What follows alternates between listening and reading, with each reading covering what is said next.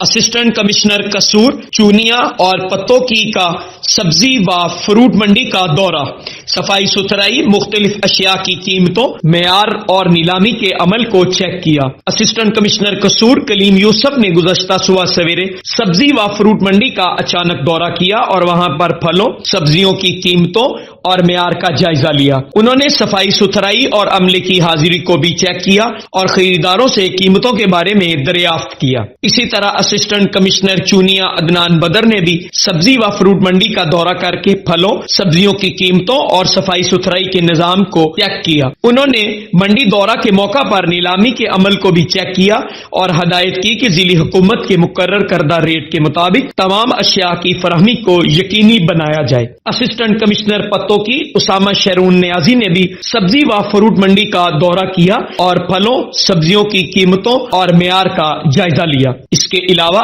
Assistant commissioner چونیا Adnan بدر نے کارڈیٹ centre کا دورہ کیا اور مریضوں کو دی جانے والی طبی سہولیات، ڈاکٹرز و پیرامیڈیکل سٹاف کی حاضری کو چیک کیا۔ اسی طرح اسسٹنٹ کمشنر پتوکی اسامہ شیرون نیازی نے پی ایچ کیو ہسپتال کا دورہ کر کے وہاں پر مریضوں کو دی جانے والی طبی سہولیات، عملے کی حاضری، کورونا ایس او پیز پر عمل درآمد کے عمل کو چیک کیا۔ اسسٹنٹ کمشنر کو رادھا کشن راجہ قاسم محبوب نے بھی پی ایچ کیو ہسپتال کا دورہ کر کے مریضوں اور ان کے لواحقین کو دی جانے والی طبی سہولیات، صفائی ستھرائی، ڈاکٹرز و عملے کی حاضری سمیت دیگر معاملات کو چیک کیا۔ ڈپٹی کمشنر کی خصوصی ہدایت کی روشنی میں اسسٹنٹ کمشنر قصور نے شہر کا دورہ کیا اور مختلف بیکریز پر اشیاء کی کوالٹی اور کورونا ایس او پیز پر عمل درآمد کا جائزہ لیا، جبکہ زائد المیعاد اور غیر معیاری بیکری پروڈکٹ کی فروخت پر کارروائی کرتے ہوئے لال کھو بیکری کو سیل کر دیا، جبکہ اور کورونا ایس او پیز کے خلاف ورزی کرنے پر کیک اینڈ بیکس بیکری کو سمیت دیگر بیکریوں کو